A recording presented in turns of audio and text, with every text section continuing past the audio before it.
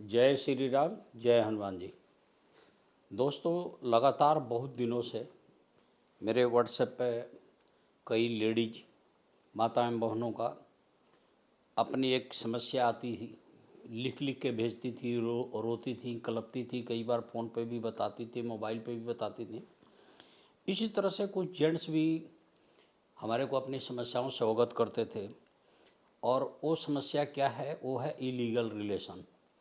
दोस्तों, कलयुग है, हर 10 में से एक आदमी कहीं ना कहीं इलीगल रिलेशन में फंसा पड़ा है, जिसे हम लोग बोलते हैं नाजायज़ संबंध। अब ये ऐसी कॉमन प्रॉब्लम हो गई है कि जो लेडीज ड्यूटी में जा रही हैं तो उनके पति महोदय को शक रहता है। जो जेंट्स लेडीज के बीच में उठना बैठना उनके ऑफिस में है, वहाँ भी ये प्रॉब्लम रहती है। कुछ तो सच्चाई भी होती है, कुछ नहीं भी सच्चाई रहती है। अब कहा गया है कि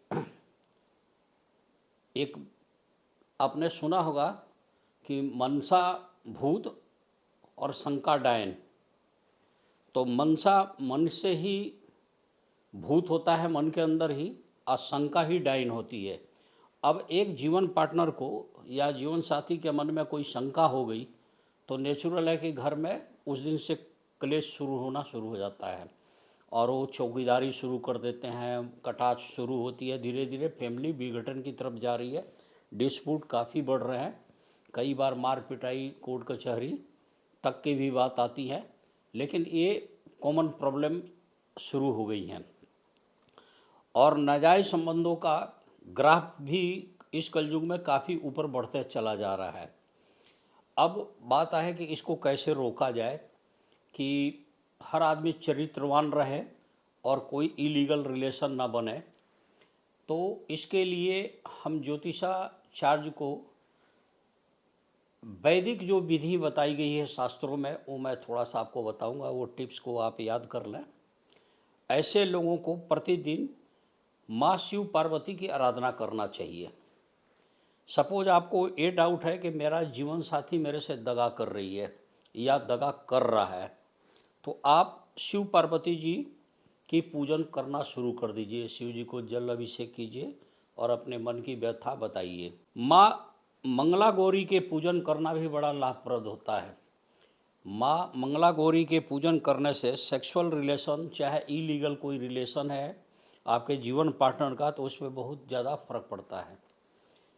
इसके अलावा मैं बताऊंगा कि एक व्रत होती है, पूर्वांचल जनपद में काफ़ी फेमस है और बहुत कठिन व्रत है, उसका नाम है हरितालिका तीज व्रत।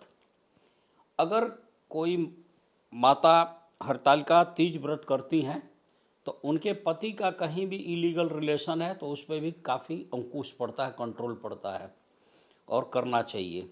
हनुमान चालीसा जिस घर में रोज़ नियम से पढ़ा जाता है और रात में सुंदरकांड का पाठ होता है या दिन में भी किया जाता है, तो उस घर में ही चरित्र बढ़ती है, शिष्टाचार बढ़ता है और इस तरह की घटनाएं कम होती हैं और बहुत कुछ सुधार नज़र आएगा। ऐसी स्थिति में ससुराल पक्ष के साथ कोई भी रिलेशन ख़राब नहीं करना चाहिए, क्योंकि इसमें क्या देखा जाता है कि आप अपने पत्नी से नाराज़ हैं तो आप अपने ससुराल वाले को 100 गाली देंगे उसके सामने।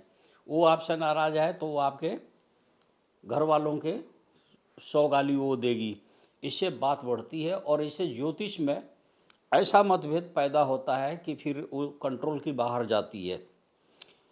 पीपल की सेवा की जाए, वहाँ जल डाला जाए, नियम से डाला जाए और वहाँ दीपक जलाई जाए, तो भी इस तरह की रिलेशन में काफ़ी कमी आ जाती है। हनुमान जी के सामने अगर आप बैठ के जाप करते हैं, सेकंड पार्टनर, एक पार्टनर अगर मान लीजिए कि किसी इलीगल रिलेशन में है, दूसरा पार्टनर को चाहिए हनुमान जी के सामने जाके पूजा करे और जाप करे कि रामचरित्र सुनबो को रसिया, राम लखन सीता मन बसिया। दोस्तों, सब जानते हैं कि प्रभु श्री राम सदैव मर्यादित रहे, चरित्रवान रहे और एक आदर्शवान रहे और आज तक उनसे बड़ा कोई चरित्र वाला नहीं आया इस धरती पे।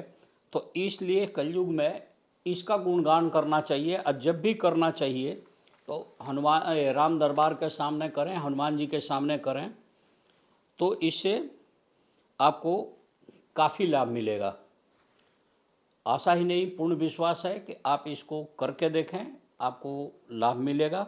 जो माता एवं बहनें या भाई बंधु अगर इस अपने जीवन साथी के चरित्र से परेशान हैं तो उन्हें इसको ज़रूर करना चाहिए और माँ मंगला गौरी का पूजन करना चाहिए, शिव जी का अभिषेक करना चाहिए, प्रभु श्री राम से विनती करना चाहिए और हनुमान जी से विनती करना चाहिए। उनके सामने ये सब आप प्रार्थना करें, ज़रूर प्रभु की कृपा रही तो आपका सब कुछ सही होगा। जय श्री राम, जय हनुमान जी।